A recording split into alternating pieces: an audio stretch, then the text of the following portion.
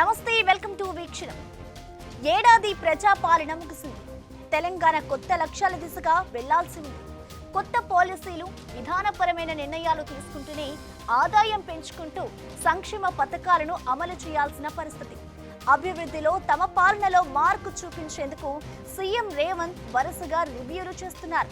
శాఖల వారీగా డీల్ చేస్తున్నారు. ఇక రెండో ఏడాది నుంచి పూర్తిగా కథ మార్చాలనుకుంటున్నారు. కొన్ని సమస్యలు ఎదురవుతున్నాయి. వాటిని పరిష్కరించుకుంటూ వెళ్తున్నారు. ఇంతకీ పాలనలో రావాల్సిన మార్పులేంటి? సీఎం రేవంత్ ముందున్న ప్రధాన సవాళ్లేంటి?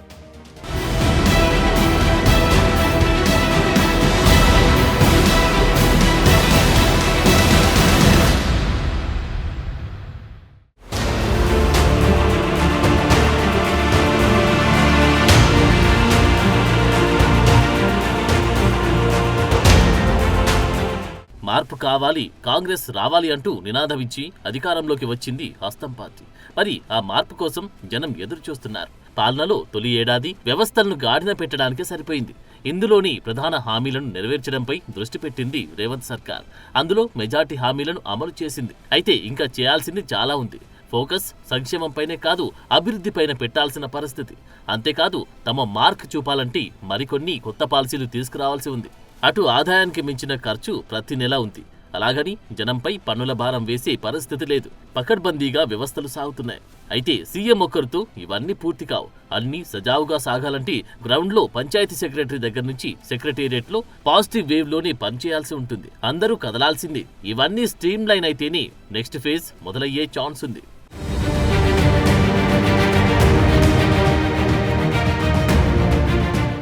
ఏడాది పాలనలోనే ఎవరికి అద్భుతాలు జరిగిపోవు. టైం పడుతుంది. గత ప్రభుత్వ వ్యవహారాల వల్ల కలిగిన నష్టం, వీటిని స్టడీ చేసేందుకు, రికవరీ అయ్యేందుకు టైం అవసరం. సో ఇప్పుడు అసలు కథ మొదలైంది.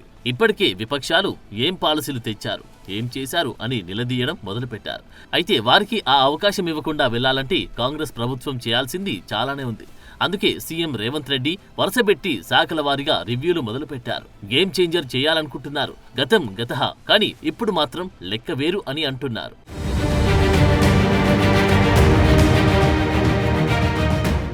నిజానికి CM Revanth Reddy long term goals తో పనిచేస్తున్నారు. అవి శాశ్వతంగా నిలిచిపోతాయనుకుంటున్నారు. ఉదాహరణకు హైదరాబాద్ లో వైఎస్ చంద్రబాబు దూరదృష్టితో చేసిన అభివృద్ధితో దాని దశ తిరిగిపోయింది. సో ఇప్పుడు రేవంత్ రెడ్డి కూడా ఫ్యూచర్ లో ఎఫెక్ట్ చూపే వాటిపైనే ఫోకస్డ్ గా ఉన్నారు. ఉదాహరణకు స్కిల్ వర్సిటీ అయినా, అన్ని హంగులతో నెట్ జీరోగా వస్తున్న ఫ్యూచర్ సిటీ అయినా, ఏఐ వర్సిటీ అయినా, స్పోర్ట్స్ కి ఇస్తున్న ప్రాధాన్యమైన, ఇలాంటి ఉదాహరణలు చాలా ఉన్నాయి. ఇవి లాంగ్ టర్మ్ గోల్స్. అయితే అవి భవిష్యత్తులో చాలా ఎకానమీ జనరేట్ చేస్తాయి. కానీ ఇప్పటికిప్పుడు మాత్రం పెద్దగా ఎఫెక్ట్ ఉండదు.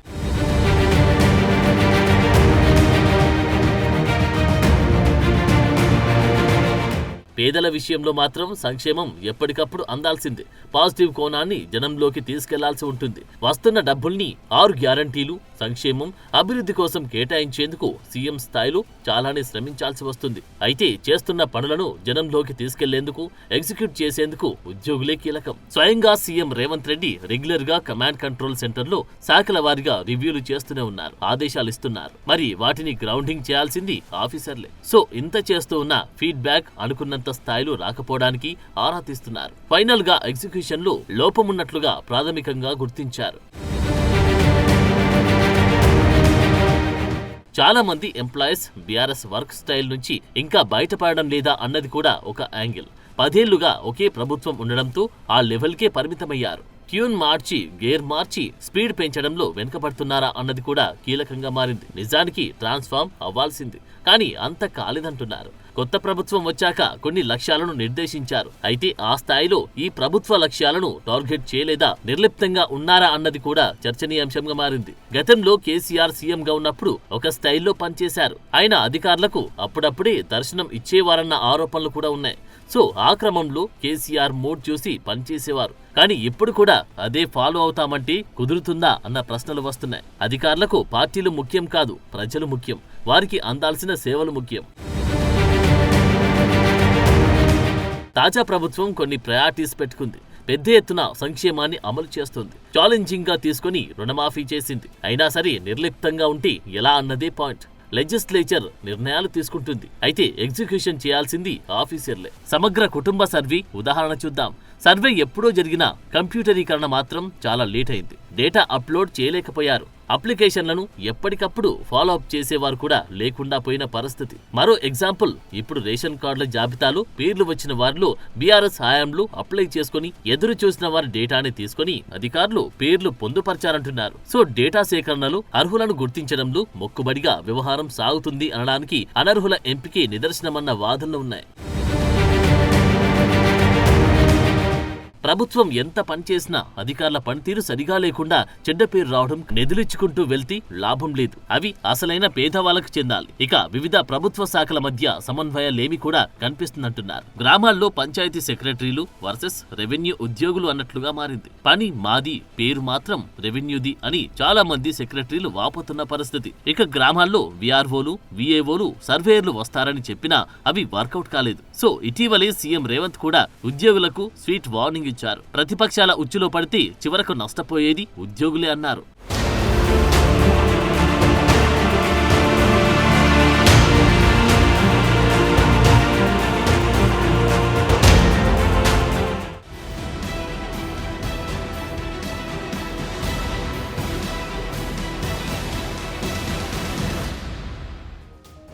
ఆదాయం ఒకలా, ఖర్చు మరోలా ఉంది. మంచి పవర్ఫుల్ ఎకానమీ జనరేట్ అయ్యే రాష్ట్రమే అయినా సంక్షేమం, అభివృద్ధి కోసం చేయాల్సిన ఖర్చు కూడా చాలానే ఉంది. సో ఈ ఆదాయం పెంచడం, మార్గాలు అన్వేషించడం, గ్రౌండ్ లెవెల్లో పనిచేయడం, ఇవన్నీ ప్రభుత్వ సిబ్బంది జాగ్రత్తగా చూసుకుంటే చాలా సమస్యలకు పరిష్కారం దొరుకుతుంది. అసలైన లబ్ధిదారులకు ప్రయోజనం కలిగితే గ్రౌండ్ లెవెల్లో జనం నుంచి పాజిటివ్ రెస్పాన్స్ వచ్చే ఛాన్స్ ఉంటుంది. మరి ఏది నిజం?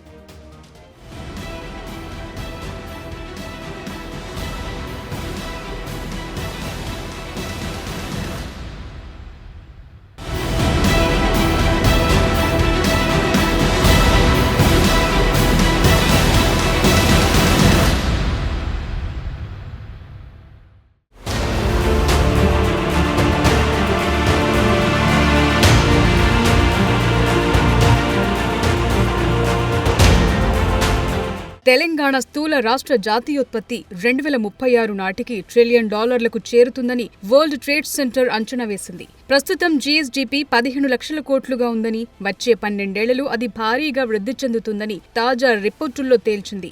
దేశ జీడీపీలో ప్రస్తుతం తెలంగాణ వాటా 4.9% ఉండగా అది 2032 నాటికి 7.73%, 2036 నాటికి 9.3% చేరుకుంటుంది.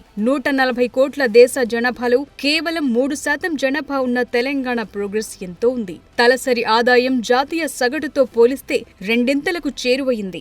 ప్రధానమంత్రి ఎకనామిక్ అడ్వైజరీ కౌన్సిల్ తాజా అంచనా ప్రకారం తెలంగాణ రాష్ట్ర తలసరి ఆదాయం 3.83 లక్షలుగా నమోదైంది. గోవా, ఢిల్లీ ఈ 2 రాష్ట్రాలే మనకంటే ముందున్నాయి. జాతీయ సగటుతో పోలిస్తే 193.6% నమోదైంది. ఇది తెలంగాణ రాష్ట్రానికి ఉన్న పవర్. సో దీన్ని ఎలా టర్న్ చేయాలనుకుంటే అలా చేయొచ్చు. అద్భుతమైన పొజిషన్లో ఉంచాలన్నది సీఎం సంకల్పం. దీనికి ఉద్యోగుల నుంచి జనం దాకా అందరి సపోర్ట్ అవసరం.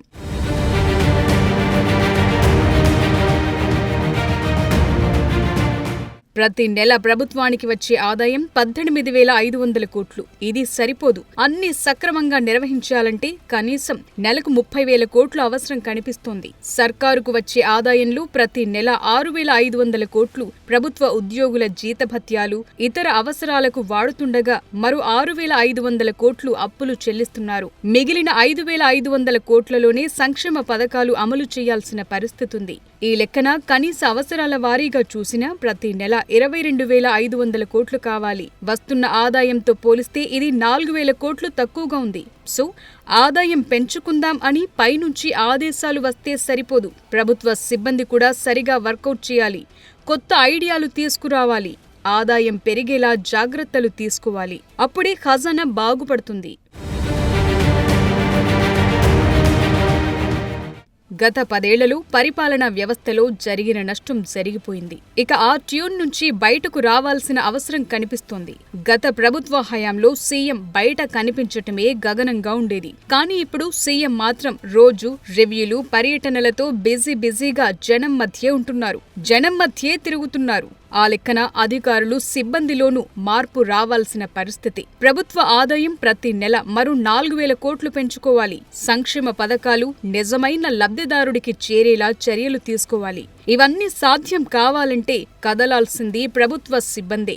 రాష్ట్ర ప్రభుత్వ ఆదాయం పెంచుకునేందుకు ఉద్యోగుల సహకారం కావాలి. సంక్షేమాన్ని, అభివృద్ధిని ప్రజలకు చేర్చేది ఉద్యోగులేనని సీఎం పదే పదే గుర్తు చేస్తున్నారు కూడా. అధికారంలోకొచ్చిన తొలి ఏడాదిలోనే రాష్ట్రంలో సామాజిక మార్పు తీసుకొచ్చామని, ఆర్థికపరమైన మార్పులు తీసుకురావాలంటే ఇంకా కొంత టైం పడుతుందన్నారు సీఎం. నిజానికి ఏ సీఎంకు రాని లేని సవాళ్లు ప్రస్తుత సీఎం రేవంత్ రెడ్డి ముందున్నాయి. అయినా సరే $1 ట్రిలియన్ ఎకానమీ దిశగా తెలంగాణను పరుగులు తీయించేందుకు బలమైన సంకల్పం తీసుకున్నారు. గత 10 ఏళ్ల వ్యవహారం చూశాక తెలంగాణను అంత స్థాయికి తీసుకెళ్లటం ఆషామాషీ వ్యవహారం కాదు. కానీ సమర్థత ఉంది, దూరదృష్టి, భవిష్యత్పై స్పష్టమైన అవగాహన సీఎంకుంది. ఇందుకు అధికారులు, ప్రజల సహకారం కూడా అవసరం. దీర్ఘకాలంలో కలిగే లాభాలు చాలా మేలు చేస్తాయి. ఇన్స్టెంట్ బెనిఫిట్స్ అప్పటికప్పుడు సంతోషం కలిగించినా కొంత వెయిటింగ్ చేస్తేనే బెనిఫిట్ ఎక్కువ.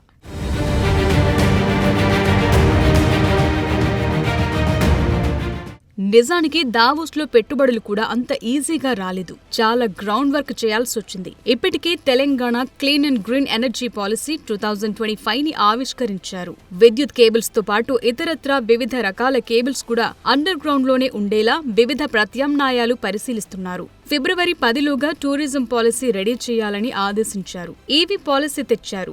మెరుగైన పారిశ్రామిక పాలసీ అమలు చేస్తున్నారు. గ్రామీణ రోడ్లకు మహర్దశ కల్పిస్తున్నారు. ఒకటేంటి, ఎన్నో సమీక్షలు చేస్తున్నారు. లక్ష్యాలు నిర్దేశిస్తున్నారు.